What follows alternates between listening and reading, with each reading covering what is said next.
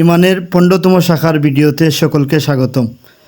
আসসালামু আলাইকুম ওয়া রাহমাতুল্লাহি ওয়া বারাকাতুহু। সম্মানিত অডিয়েন্স ও ভিউয়ার্সগণ, আপনাদের প্রিয় ফেসবুক পেজ ও ইউটিউব চ্যানেল বেসিক টিউটরের ধারাবাহিক ভিডিও হিসেবে আজকে ভিডিও থাকবে ইমানের 77 শাখার 15তম শাখা রাসূলুল্লাহ সাল্লাল্লাহু আলাইহি সাল্লামকে শ্রদ্ধা ও সহযোগিতা করা। চলুন শুরু করি। ইমানের শাখা 15 রাসূলুল্লাহ সাল্লাল্লাহু আলাইহি সাল্লামকে শ্রদ্ধা ও সহযোগিতা করা। রাসূলুল্লাহ সাল্লাল্লাহু আলাইহি সাল্লামকে সম্মান ও শ্রদ্ধা করা ইমানের অংশ, কেননা আল্লাহ তাআলা নিজেই বলেছেন সূরা ফাতহ এর 9 নং আয়াতে, ওয়া তুআজ্জিরুহু ওয়া তুওয়াক্কিরুহু, যাতে তোমরা তাকে অর্থাৎ রাসূলুল্লাহ সাল্লাল্লাহু আলাইহি সাল্লামকে সম্মান ও মর্যাদা দাও এবং সহযোগিতা করো। একজন মুমিনের নিকট ইমানের দাবি হচ্ছে যে সে রাসূলুল্লাহ সাল্লাল্লাহু আলাইহি সাল্লামকে সঠিক সহযোগিতা করবে। আল্লাহ তাআলা সূরা আরাফের 157 নং আয়াতে বলেন, ফাল্লাযীনা আমানু বিহি ওয়াজ্জারুহু ওয়া নাসারুহু واتبعوا النور الذي أنزل معه أولئك هم المفلحون।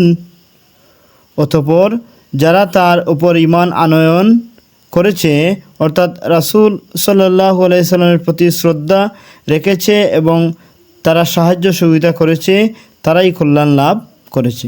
আরও ইরশাদ হচ্ছে সূরা নূরের 63 নং আয়াতে আল্লাহ বলেন, লা তাজআলু দুআআর রাসূলি বাইনাকুম কাদুআই বা'দিকুম বা'দা, তোমরা রাসূলকে নিজেদের মধ্যে ডেকে আনাকে এরূপ মনে করো না যেরূপ তোমরা একে অপরকে ডেকে আনো। এ মর্মে আরও বেশি সূরা হুজরাতে সতর্ক করা হয়েছে। আল্লাহ বলেন, يا أيها الذين آمنوا لا تقدموا بين يدي الله ورسوله واتقوا الله إن الله سميع عليم। يا أيها الذين آمنوا لا ترفعوا أصواتكم فوق صوت النبي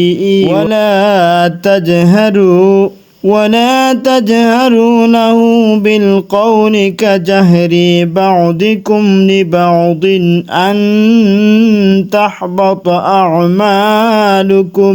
أعمالكم وأنتم لا تشعرون। হে ইমানদারগণ, তোমরা আল্লাহ ও তার রাসূলের চেয়ে বেশি অগ্রসর হয়ে যেও না। আল্লাহকে ভয় করো, নিশ্চয়ই আল্লাহ সর্বশ্রোতা ও মহাজ্ঞানী।